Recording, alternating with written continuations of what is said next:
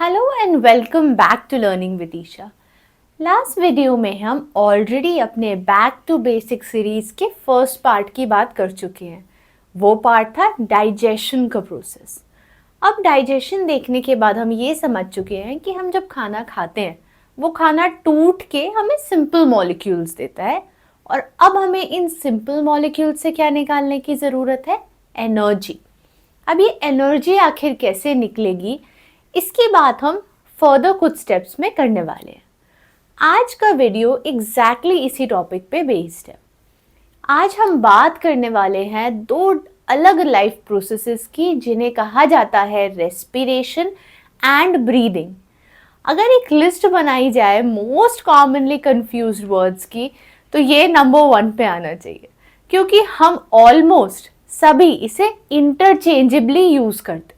मतलब हम ब्रीदिंग को रेस्पिरेशन बुला देते हैं और रेस्पिरेशन को ब्रीदिंग। क्या ये दोनों प्रोसेसेस सेम है? Well, you will be surprised to know कि ये दोनों प्रोसेसेस सेम नहीं है, और एक दूसरे का बस एक छोटा सा पार्ट है। जब आप बात करते हैं ब्रीदिंग के प्रोसेस की, तो आप बात कर रहे हैं बस सांस लेने की। तो क्या करेंगे आप? सांस लेंगे तो ऑक्सीजन इनहेल करेंगे, और इवेंचुअली जब आप सांस एक्सेल करेंगे तो आप कार्बन डाइऑक्साइड रिलीज कर देंगे, राइट? ये प्रोसेस हो गया ब्रीदिंग का। तो फिर ये रेस्पिरेशन क्या होता है? वेल, रेस्पिरेशन इससे एक स्टेप आगे की बात है। जब आपने सांस लिया तो आपने ऑक्सीजन लिया, पर ये ऑक्सीजन कौन यूज करेगा? सेल्स यूज करेंगे। क्या करेंगे इस ऑक्सीजन से? जो भी आपका फूड है उसको ब्रेक डाउन करेंगे और एनर्जी रिलीज करेंगे। इस प्रोसेस को कहा जाता है respiration. So breathing is the process by which you inhale oxygen rich air and exhale carbon dioxide rich air. Respiration क्या है? Respiration is the process by which you take in oxygen, by what process? Inhalation, and then use it to break down food into simpler molecules. The process of respiration releases energy. अब हमने बात कर ली है दोनों ही processes की definition की। अब best रहेगा अगर हम क्विकली दोनों के बीच के डिफरेंसेस को भी पॉइंट आउट कर दें। ये समझना ना सिर्फ कम्पेटिटिव पर्सपेक्टिव से इम्पॉर्टेंट है, बल्कि सब्जेक्टिव एग्जाम्स का भी ये एक बहुत फेवरेट क्वेश्चन है। तो अगर आप डिफरेंसेस देखें, सबसे पहले ब्रीदिंग को क्या बोला जाता है? ब्रीदिंग को बोला जाता है एक्सटर्नल रेस्पिरेशन। एक्सटर्नल रेस्पिरेशन क्यों कह रहे हैं? क्योंकि ये रेस्पिरेशन का एक पार्ट है जो कि ऊपर ऊपर से हो रहा है। आप सांस ले रहे हैं, लंग्स तक जा रहा है, बस यहीं तक का प्रोसेस ऊपरी प्रोसेस है, इसलिए इसे कहते हैं एक्सटर्नल रेस्पिरेशन। जब रेस्पिरेशन की बात करें तो इसे एक्चुअली कहते हैं इंटरनल रेस्पिरेशन या सेल्यूलर रेस्पिरेशन। क्यों? क्योंकि ये सेल्स के लेवल पे होता है। तो जो ऑक्सीजन आपने ली उसे सेल ने यूटिलाइज किया, इसीलिए इंटरनल या सेल्यूलर रेस्पिरेशन बन गया। अब सेकेंड पॉइंट क्या है? ये किस तरह का प्रोसेस है? अगर आप देखेंगे, सांस लेना और छोड़ना एक फिजिकल प्रोसेस है। फिजिकल प्रोसेस क्या होता है? फिजिकल प्रोसेस मतलब इसमें कोई भी मॉलिक्यूल्स बन नहीं रहे, टूट नहीं रहे, बस आप सांस ले रहे हैं, ऑक्सीजन अंदर जा रही है, CO2 बाहर आ जा रही है। इसी प्रोसेस को हम कहते हैं फिजिकल प्रोसेस। पर रेस्पिरेशन एक बायोकेमिकल प्रोसेस है। बायोकेमिकल प्रोसेसेस क्या होते हैं? वो प्रोसेसेस जिनमें कोई मॉलिक्यूल टूट भी रहा होता है और कोई मॉलिक्यूल बन भी रहा होता है। So basically this is just a chemical process. अब बात करते हैं एंजाइम्स की। अब देखो, आप सांस ले रहे हो, छोड़ रहे हो, इसमें किसी एंजाइम की ज़रूरत आपको नहीं है। पर जब आपको बायोलॉजी में कोई भी रिएक्शन करना होता है तो आपको किसकी ज़रूरत पड़ती है? एंजाइम्स की, आपका रेट ऑफ रिएक्शन फास्ट करने के लिए। तो डेफिनेटली इसमें एंजाइम्स की ज़रूरत है। The next thing is level क्या है? आप अगर लेवल देखो तो सांस किसके लेवल पे लेते हो आप? ऑर्गन्स के लेवल पे, ऑर्गन सिस्टम के लेवल पे। लेकिन अगर आप रेस्पायर करते हो तो किस लेवल पे करते हो? सेल के लेवल पे। So this happens at a smaller level. Now energy released, सांस लेने और छोड़ने में एनर्जी रिलीज नहीं बल्कि यूज अप होती है। आप सांस ले रहे हो, इसके लिए बॉडी एनर्जी खर्च रही है। क्यों? क्योंकि कुछ मसल्स आपको सपोर्ट कर रहे हैं, कुछ मसल्स क्या कर रहे हैं? डायफ्राम को मूव कर रहे हैं। इस सब में एनर्जी रिक्वायर्ड होती है। सो यहाँ पे एनर्जी रिक्वायर्ड होती है, कंज्यूम होती है। On the other hand in respiration energy is released. तो यहाँ पे हमें कुछ एनर्जी मिलती है और इस एनर्जी को हम अपने बॉडी के बाकी फंक्शंस के लिए यूटिलाइज कर सकते हैं। अब एग्जाम्पल्स देखिए, ब्रीदिंग हमेशा जो एनिमल्स है या ऑर्गेनिजम्स है उस लेवल पे देखा जाता है। So it is seen at the level of organisms. And here जो रेस्पिरेशन है, ये हमने पहले भी बात की है, it happens in each and every cell of the body. So ये बात हो गई ब्रीदिंग और रेस्पिरेशन के डिफरेंसेस की। आइए अब देखते हैं रेस्पिरेशन के प्रोसेस को थोड़ा और डिटेल में। जब हम बात करते हैं रेस्पिरेशन की, so first thing you need to know that ये it is process of break down of food to release energy. अब इसी डेफिनेशन से हम आगे कई और बातें समझ जाएंगे। जैसे कि हम जानते हैं कि हम जो भी फूड कंज्यूम करते हैं नॉर्मली वो किस फॉर्म में कन्वर्ट हो जाता है? शुगर्स में। जैसे कि एग्जाम्पल हो गया ग्लूकोज, राइट। सो जो भी आपने खाया वो आपके ब्लड में किस फॉर्म में प्रेजेंट हो गया? ग्लूकोज के फॉर्म में। अब इस ग्लूकोज को हम क्या करेंगे? ब्रेक डाउन करेंगे और ग्लूकोज ब्रेक डाउन करके क्या रिलीज करेंगे हम? एनर्जी। तो यहाँ पे क्या रिलीज हो गई? एनर्जी, ग्लूकोज टूटने के बाद। अब ये जो एनर्जी रिलीज हो रही है इसे स्टोर भी करना पड़ेगा।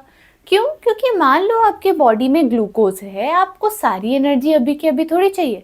आप सो रहे हो तो भी एनर्जी स्टोर होती है। अगले सुबह जब आपको रन करना होगा या कोई भी एक्टिविटी करनी होगी तो ये एनर्जी क्या करोगे? आप तब यूज करोगे। So this energy needs to be stored. अब कैसे स्टोर होगी एनर्जी? इसके लिए हमें क्या चाहिए होता है? एक मॉलिक्यूल जिसे हम कहते हैं एटीपी। क्या है ये एटीपी? एटीपी एक ऐसा मॉलिक्यूल है जो कि एनर्जी को स्टोर करता है। कैसे? जब आप एटीपी देखेंगे तो इसमें आप देखेंगे एडिनोसिन ट्राईफॉस्फेट। सो यहाँ पे इंपॉर्टेंट क्या है? ट्राईफॉस्फेट।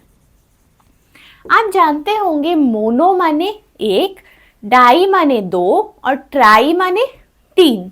सो इस मॉलिक्यूल में मतलब 3 फॉस्फेट ग्रुप्स हैं।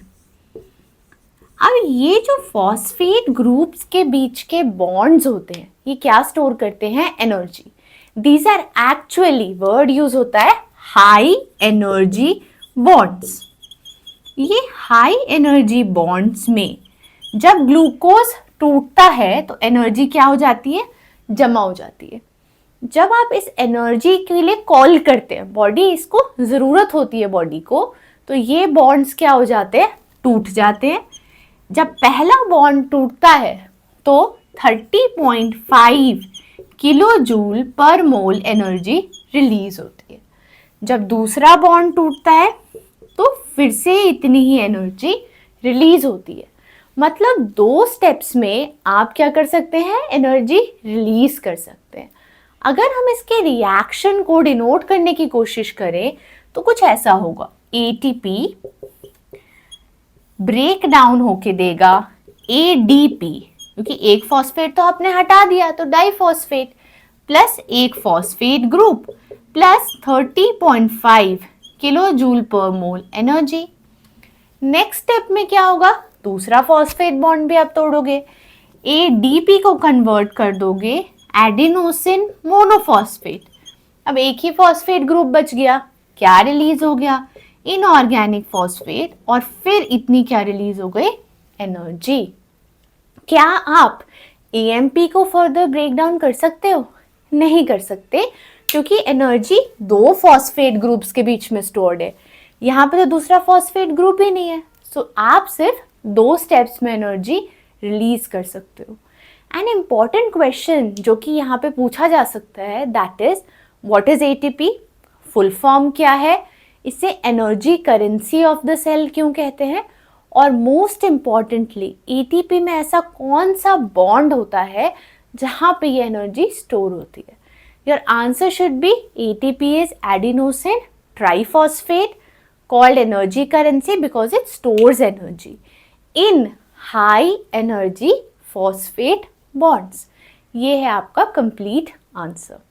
Now let's come back and talk about कि respiration का क्या टाइप होता है और ये ग्लूकोज कैसे ब्रेक डाउन हो रहा है, ब्रीफली वो देखेंगे। तो रेस्पिरेशन हम शुरू करते हैं ग्लूकोज से।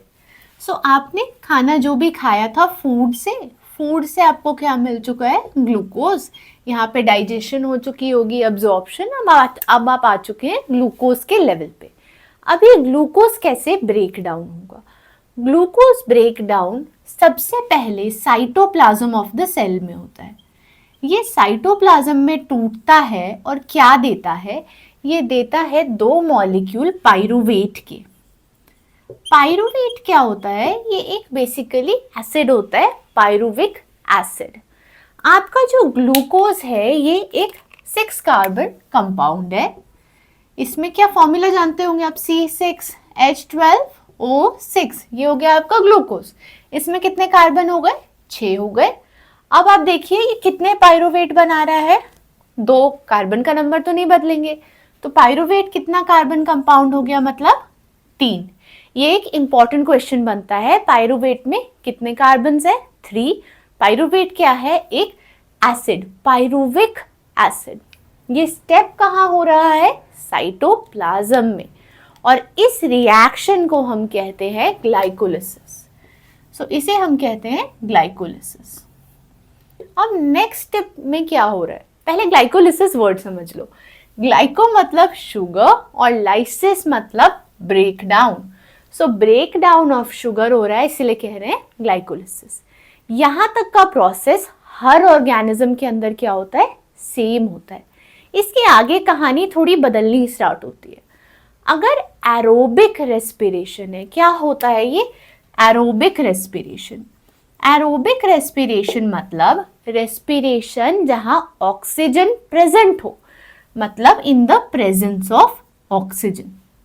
ये क्या होगा, ये जो ग्लूकोज है ये कंप्लीटली ब्रेक डाउन हो जाएगा कार्बन डाइऑक्साइड में, वाटर में, और इसके साथ साथ आपको 32 एटीपी मॉलिक्यूल्स भी मिलेंगे। ये प्रोसेस हो गया ऑक्सीजन के प्रेजेंस में, इसे कहते हैं एरोबिक रेस्पिरेशन। आप देखिए यहाँ पे बहुत large amount of ATP produce होती है, पर हर कंडीशन ऐसी नहीं होती यूनिवर्स में जहाँ पे ऑक्सीजन प्रेजेंट हो। काफ़ी ऐसे कंडीशंस है, जैसे आप सल्फर स्प्रिंग्स देखेंगे या आप जहाँ पे मीथेन रिच कंडीशंस देखेंगे, वहाँ पे ऑक्सीजन प्रेजेंट नहीं रहती है। ऐसे कंडीशंस को बोला जाता है एन एरोबिक कंडीशंस। एरोबिक का ऑपोजिट क्या हो गया, anaerobic, absence of oxygen. ये एब्सेंस ऑफ ऑक्सीजन में आगे क्या होता है, एब्सेंस ऑफ ऑक्सीजन में ये पाइरुवेट टूट के 2 अलग अलग रास्ते जा सकता है। पहले तो ये बना सकता है इथेनॉल और कार्बन डाइऑक्साइड। आप देखिए कार्बन डाइऑक्साइड में 1 कार्बन है, तो इथेनॉल में कितने कार्बन होंगे, 2 carbon, C2H5OH, that is your ethanol. Ethanol क्या हो गया, ये अल्कोहल हो गया। तो जहाँ पे भी आप देखते होंगे ब्रेड में फर्मेंटेशन हो रही है, या आप डोसा बैटर डाल रहे हैं वो अगले दिन तक फर्मेंट हो जा रहा है, या जो ये आप अल्कोहल पीते हैं वाइन्स एंड बियर्स, इसमें भी क्या होता है, अल्कोहल प्रोडक्शन होती है शुगर से। कैसे हो रहा है, ग्रेप्स ला रहे हो आप, ग्रेप्स से वाइन बना रहे हो, कैसे, एग्जैक्टली ये वाला प्रोसेस वहाँ पे होता है। कौन सा ऑर्गेनिज्म इन्वॉल्व होता है? यहाँ पे यीस्ट इन्वॉल्व होता है। यीस्ट, इस यीस्ट को हम कहते हैं बेकर्स यीस्ट या ब्रूअर्स यीस्ट। बेकर क्यों? क्योंकि बेकरी की चीज़ों में काम आता है। ब्रूअर्स यीस्ट क्यों? ब्रू करना मतलब क्या होता है? किसी अल्कोहल को फॉर्म करना, जैसे कि आप बियर ब्रू करते हैं, राइट? इसीलिए इसे ब्रूअर्स यीस्ट भी कहते हैं। अब आगे बढ़ते हैं और देखते हैं कि एनाएरोबिक कंडीशन में एक दूसरा काम और भी हो सकता है कि ये पाइरूवेट कन्वर्ट हो जाए लैक्टिक एसिड में। ये लैक्टिक एसिड अपने आप में एक 3 कार्बन कंपाउंड है। कहाँ बनता है लैक्टिक एसिड?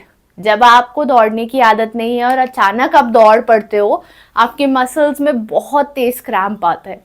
क्यों? क्योंकि आपके बॉडी को दौड़ने की उतनी आदत नहीं है, उतना ऑक्सीजन मसल्स तक नहीं जा रहा है।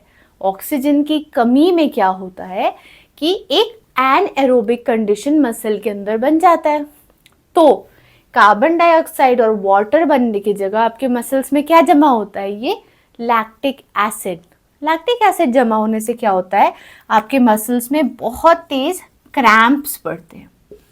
ये क्रैम्प्स इसी प्रोसेस के कारण होते हैं। एग्जाम्पल कहाँ है? Muscles of the body. Specifically कौन से muscles? In fact skeletal muscles. This could be an important question. You see, heart में तो कभी भी कार्डियक मसल में तो ऐसा नहीं होगा ना, हार्ट में लैक्टिक एसिड बन गया इंसान खत्म हो जाएगा। कहाँ होता है? वो मसल्स, स्केलेटल मसल्स, जो कि हड्डियों से जुड़ी होती है, क्योंकि वहीं से हम नॉर्मली बॉडी को मूव करते हैं। So it could be an important question कि किस टाइप की मसल्स में लैक्टिक एसिड फॉर्मेशन दिखता है। सो ये हो गए आपके 3 अलग अलग फेट ऑफ पाइरूवेट। पाइरूवेट या तो एरोबिक कंडीशन में टूट सकता है या एनारोबिक कंडीशन में। यहाँ पे जहाँ आपको 32 ATPs दिखेंगे, इन दोनों ही कंडीशंस में आपको सिर्फ 2 ATP दिखेंगे। मतलब यहाँ पे ATP की प्रोडक्शन, एनर्जी की प्रोडक्शन बहुत कम होती है मुकाबले में एरोबिक रेस्पिरेशन के। एक लास्ट पॉइंट ऑफ डिफरेंस जो हमें समझने की ज़रूरत है वो ये है कि एरोबिक रेस्पिरेशन की लोकेशन होती है माइटोकॉन्ड्रिया ऑफ द सेल। ये कहाँ होता है? माइटोकॉन्ड्रिया में। और बाकी दोनों कहाँ होते हैं? साइटोप्लाज्म ऑफ द सेल में ही कंटिन्यू होते हैं। तो ये वीडियो में हमने बात की रेस्पिरेशन की, रेस्पिरेशन और ब्रीदिंग के डिफरेंस की, and aerobic and anaerobic respiration की। अगले वीडियो में हम अब बात करने वाले हैं स्पेसिफिकली ब्रीदिंग की। Breathing in animals. अर्थवॉर्म कैसे सांस लेता है, फिश कैसे सांस लेती है, फ्रॉग कैसे सांस लेता है, एंड मोस्ट इम्पॉर्टेंटली हम मतलब ह्यूमंस कैसे सांस लेते हैं। नेक्स्ट सेक्शन से बहुत इंपॉर्टेंट क्वेश्चंस बन सकते हैं कंपटीशन के लिए। So stay tune to the channel. अगर आपको ये वीडियो अच्छा लगा ज़रूर लाइक करें और इसे शेयर करें। अगर आपने सब्सक्राइब नहीं किया तो फटाफट मेरे चैनल को सब्सक्राइब कर लें। मिलते हैं नेक्स्ट वीडियो में। That's all for today.